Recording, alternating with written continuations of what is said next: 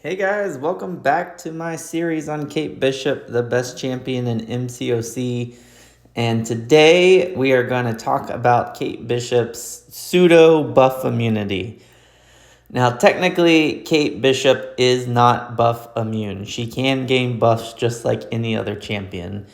But the great thing about Kate Bishop is that the only buff that typically happens in normal gameplay is the precision buff when you dex a hit.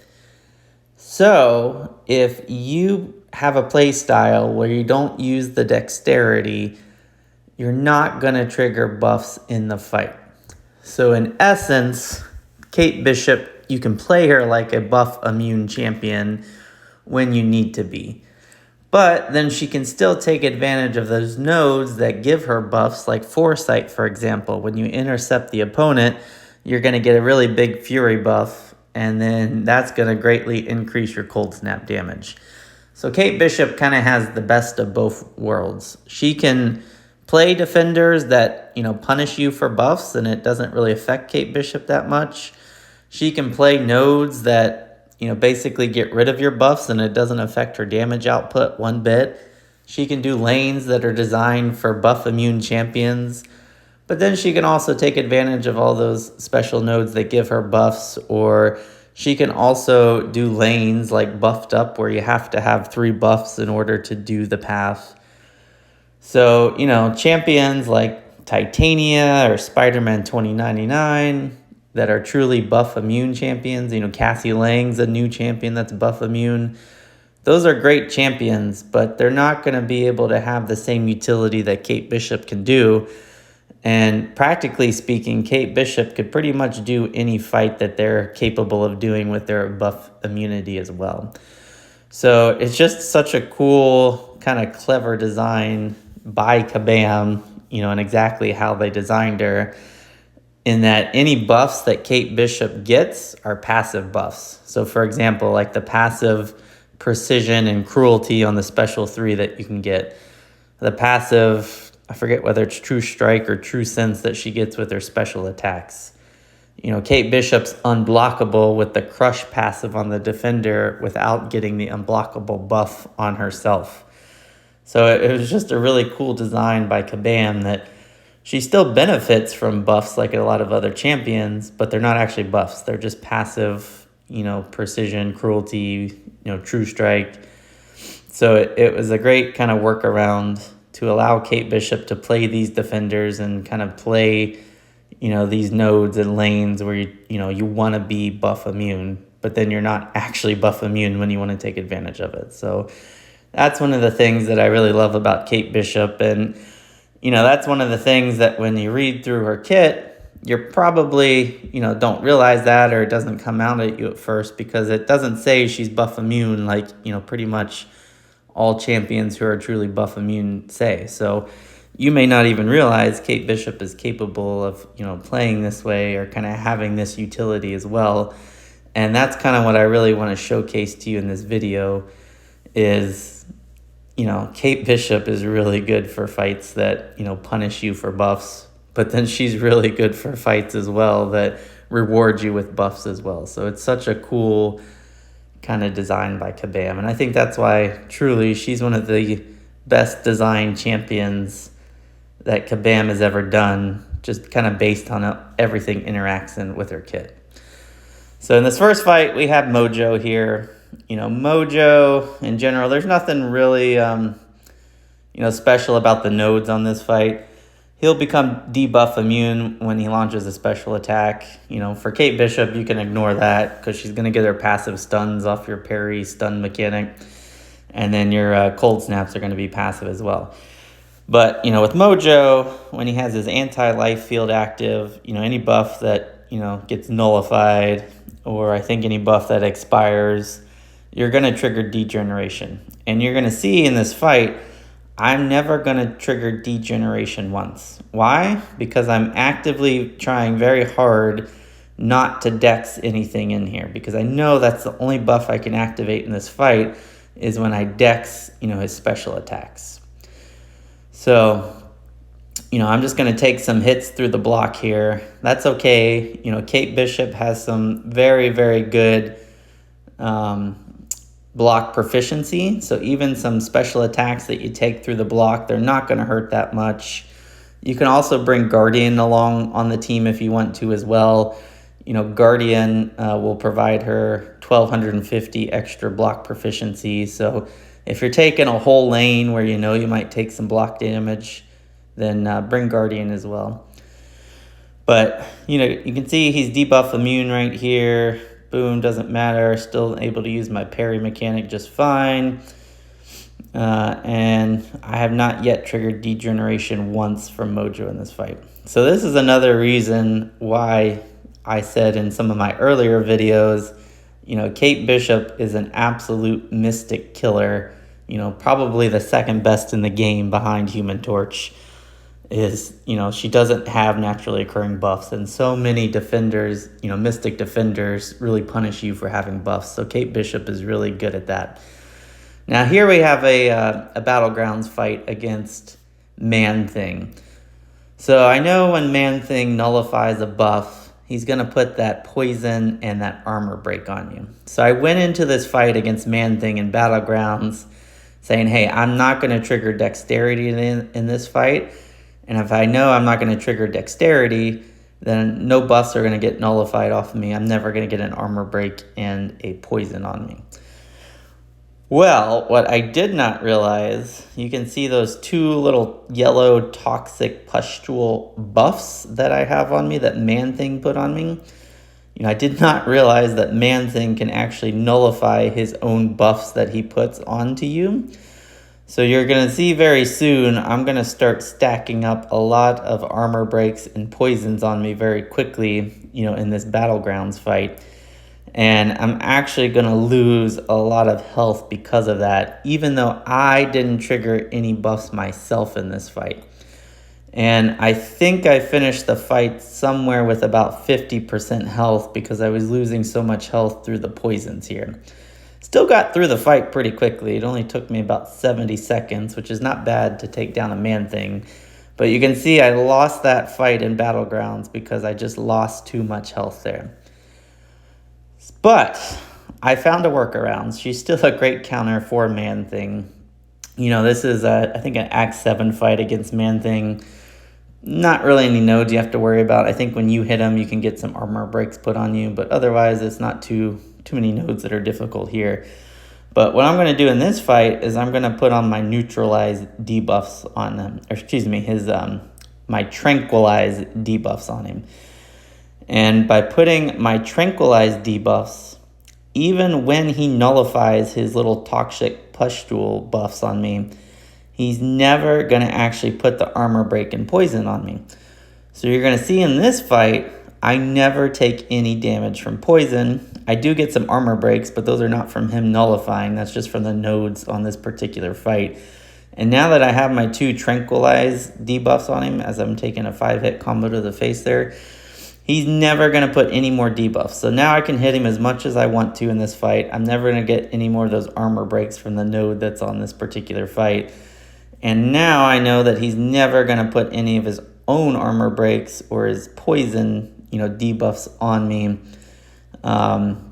when he nullifies one of those toxic pustule buffs. And now I can freely kind of dex his special attacks as well.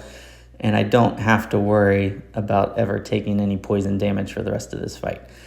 So I probably would have finished this fight with a lot more health if I didn't make those few mistakes where I think I took a special attack and a 5-hit combo to the face. But, I don't know that I'd use this strategy in Battlegrounds, but, if you had nobody else that could counter Man-Thing in Battlegrounds, you could always start with one tranquilized debuff. That's still about an 80% chance that when he nullifies a buff on you, you're not going to get a poison put on you. But you might just take a little bit longer to get through that Battlegrounds fight. So she still could do Man-Thing in Battlegrounds and still could probably win a lot of matches. But, for questing, war, alliance quest, she's actually a very good Man-Thing counter.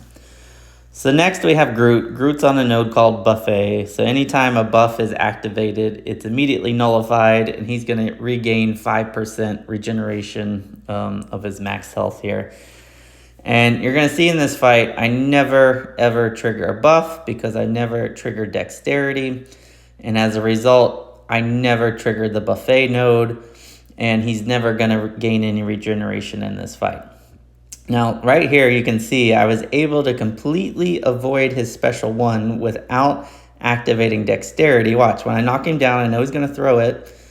I'm going to knock him down here. I know he's going to throw a special. I immediately back up, and boom, I don't trigger dexterity, but I was able to completely avoid any damage from that special attack. Knock him down, back up, I know he's going to throw it. That's the great thing when you're playing Kate Bishop too, is what the defenders are going to do is very predictable. So I said this in one of my earlier videos. If they have a bar of power and you knock them down in the corner, probably like right here, they're going to immediately get up and throw that special attack. And I know that, so I can just immediately back up, and I'm not going to trigger dexterity because I already know he's throwing a special attack, and I'm far away when he throws it.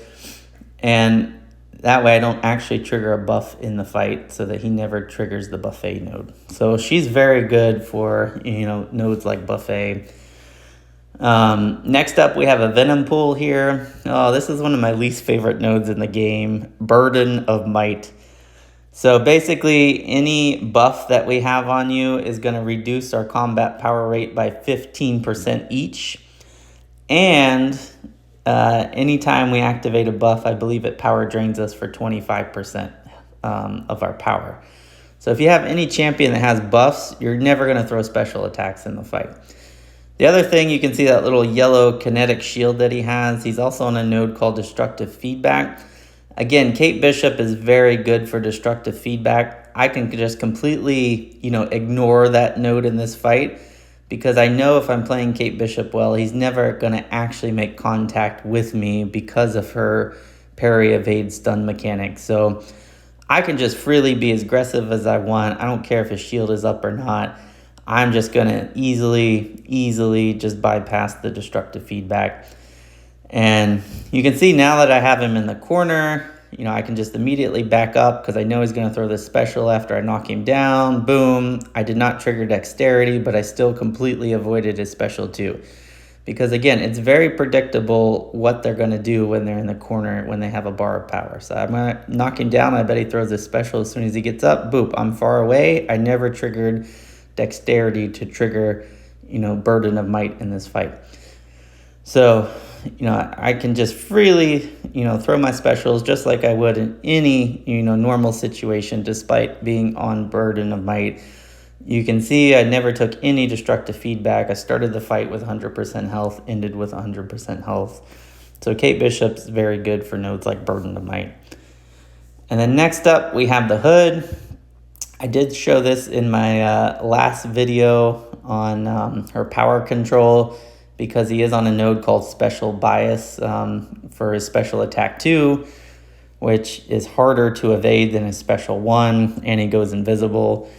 But really, he's on a node called Power Snack, and every time you trigger a buff, he's going to regain some power gain from that. And again, Kate Bishop is very, very good for Power Snack. You can see I just triggered Power Snack right there, but that's okay. Even if he gets a little bit of extra power, he's never going to build, past like a bar of power in this fight, even though he's on Special 2 Bias. Because again, I know her AI manipulation is just so strong. It doesn't matter. I think I triggered Power Snack like twice in this entire fight, but it doesn't matter. Kate Bishop is a great counter for, any nodes that when you activate them, the defender gets some type of benefit, whether that's regeneration or you take a burst of damage or they get some extra power. I believe I'm going to finish this fight with 100% health as well. Again, he's one of those counters, or he's one of those champions. You knock him down, back up, he's going to throw a special. You can easily evade his special without triggering dexterity. Again, that's what makes Kate Bishop so strong on these nodes too is you can still avoid a lot of special attack damage because it's very predictable with her AI manipulation when they're going to throw her special attacks. So again, very easy on nodes like Power Snack. So next up we have Dormammu. This is from Act 6. He's on Safeguard, so you can't deliver more than 1% health when you're hitting him. Again, just completely ignore that. Kate Bishop's Cold Snap bypasses Safeguard. He is on a node called Backlash Pulse, so whenever a buff is triggered, we're going to take a burst of damage and we're going to get power drained. Again, I'm never going to activate any buffs because I'm never going to activate Dexterity in this fight. He's also on a node called Rapid Metabolism. And again, Kate Bishop just completely bypasses that node because of her passive stuns on her parry and her passive Cold Snap, so you don't have to worry about Rapid Metabolism. And then, Dormammu himself as just a defender, every time a buff expires, you're going to take degeneration damage. And I am, again, not going to take any degeneration damage in this entire fight because I don't actually activate a buff in this entire fight.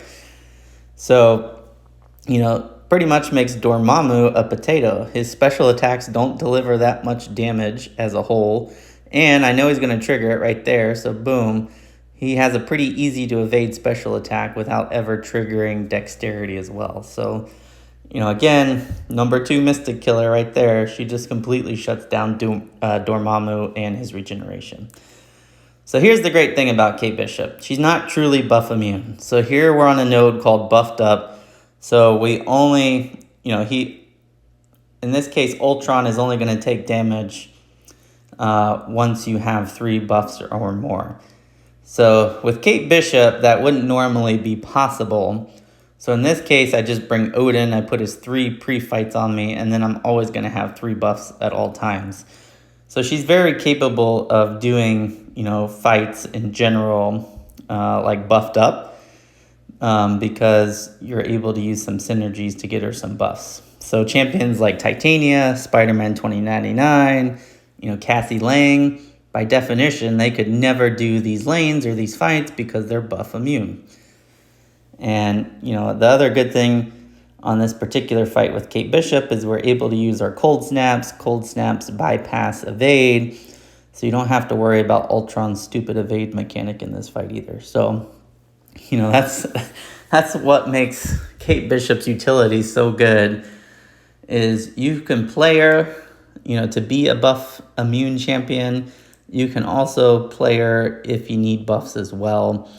And that's a lot more utility than pretty much all those buff immune champions are ever going to give you. So, for some fights, she may not be the absolute best option, and you may want to bring in one of those truly buff immune champions, but I guarantee you she's going to get you through most fights just fine. And then the last fight I kind of want to show you is the Eternity of Pain Dormammu pain in the butt fight here. And, again, a buff immune champion would not be able to do this fight because Dormammu is on a node called Buffed Up, so you have to have 3 buffs. In this case, we are on a node called Placebo, so I think every time we hit him, we have a 50% chance to gain a buff. So we don't need to bring Odin. We can do this fight all by ourselves, no synergy needed. And, the annoying thing with this fight is after he launches a special attack, he gets some evade, and he gets some unstoppable, and he becomes stun immune. So, I can't do anything to counter his, unstoppable after he throws a special attack. My Cold Snap counters the evade, but I'm still not going to be able to hit him because he's unstoppable. Now, the stun immune that he gets after a special attack, Kate Bishop can counter just fine. So, boom, right there. I was able to parry him, get my opening to do a 5-hit combo, even though he was stun immune, because, again, that's how powerful our parry, evade stun mechanic is. So, basically, all you have to do in this fight is you just have to wait until that unstoppable expires after he throws a special attack, and then you can be very aggressive at that point. Even if he's stun immune, you can still parry him like normal and create openings for yourself. And all we're doing is and doing some good damage over time with our cold snaps. I'm not really worried about refreshing them, you know, in this particular fight, because you can't when he goes unstoppable for that long after every special attack. So I'm just being patient. If my cold snaps expire, they expire. Who cares? And, you know, the other good thing about this particular fight is when you have a degeneration on yourself and you knock him down, you transfer that degeneration to him at a much higher, you know, potency than what you're taking the damage from. So again, that's another reason I'm not too worried if my cold snaps fall off in this fight, because, you know, I'm going to get some extra damage from those degenerations right there, like I put on him there. So, you know, again, I'm just kind of showcasing, you know, Spider-Man 2099, Cassie Lang,